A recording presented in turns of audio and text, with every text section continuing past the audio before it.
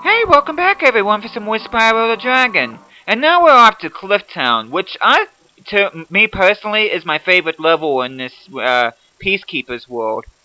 And here we have to find 3 dragons, 400 gems, and 1 dragon egg. These enemies here are known as Pueblos.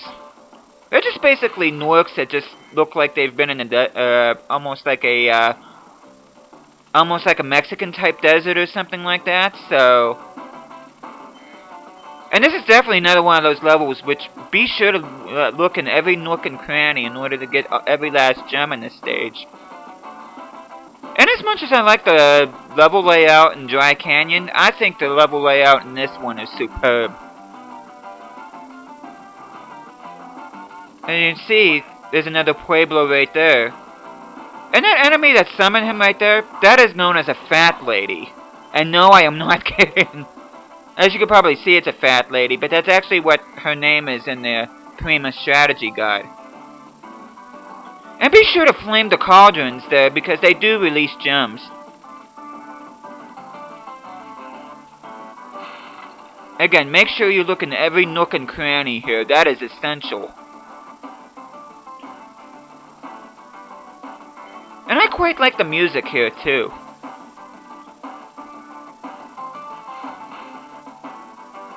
As you can see, if the Fat Lady slaps you, you won't get damaged, but she will send you backwards, and depending on where you are in relation to her, that could be bad news, especially if you're by a cliff. So do use caution there.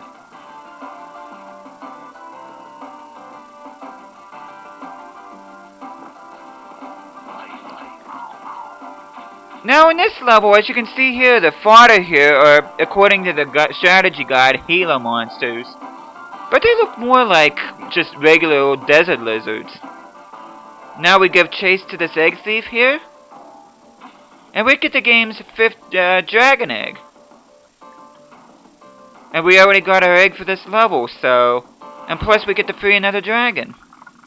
How's a dragon supposed to flame metal armor anyway? Remember, Spyro, flame won't harm metal, but charging with your horns, that should do the trick. I'm very curious why Spyro asked that, especially in this far in the game. Don't you think that the bit of dialogue would have been more suited during like Dark Hollow, where the one dragon discussed dealing with enemies with metal armor? I find that kind of interesting, but oh well.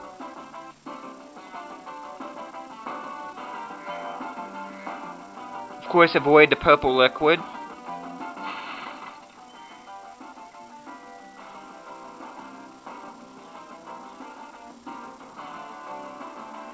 Okay, make sure you get the silver dragon statue there.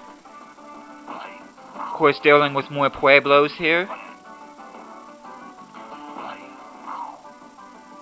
Apparently, past me did not have good accuracy when it comes to charging. Now, we can get on top of the roofs here, but obviously we can't get to on top of all of them just because we don't have access to them yet. And you see there's a firework right there, so... Apparently I set it off. I didn't even realize that. But yeah, we need to reach higher ground in order to reach all the rooftops. In order to do that, we have to go up this big building here. Of course, watch out for the Fat Ladies.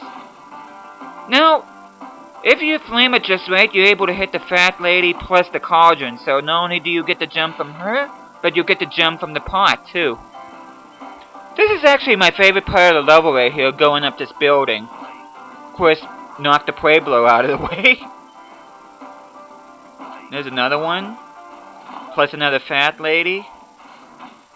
Now, you can't flame her and the cauldron at the same time, obviously, because she's standing in front of it.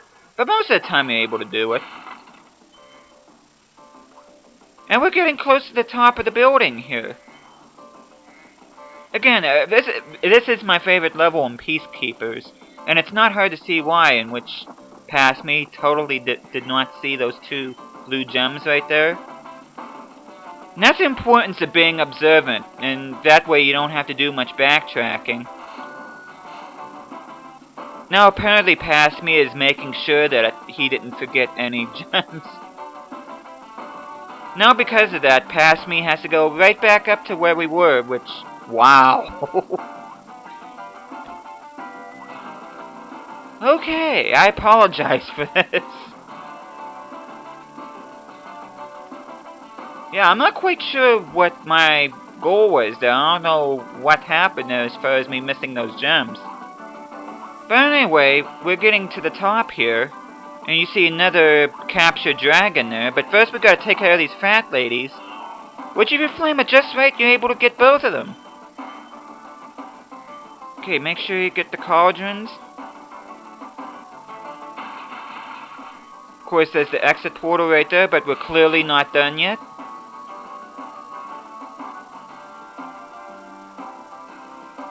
Okay, now we're on the top of the building. Let's hear what this dragon has to say. Hey, what's on the other side of that river? Why don't you glide there and find out? Well, you could be a little bit nicer about it. Yeah, he's definitely, at least for me, my least favorite dragon in the game. He just comes across as very rude. And I remember the first time I played this game, I'm listening, I'm like, wow. But anyway, we get to get all the treasure here that we missed. And the cool thing about reaching the top of the building, it activates this whirlwind right here, if I can speak English. And it'll take you right back up here, and now we can actually glide to the other side of the river. Take care of these falcons right here. Again, be sure to look everywhere to make sure you get every bit of treasure.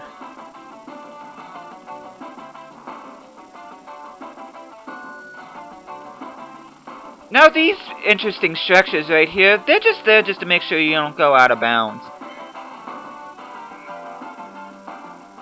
Of course, be very careful around these falcons here because they are not afraid to ambush you.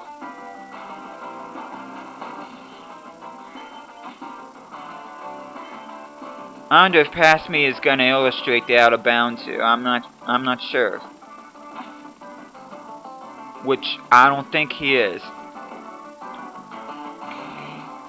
Just be sure to watch out for the birds.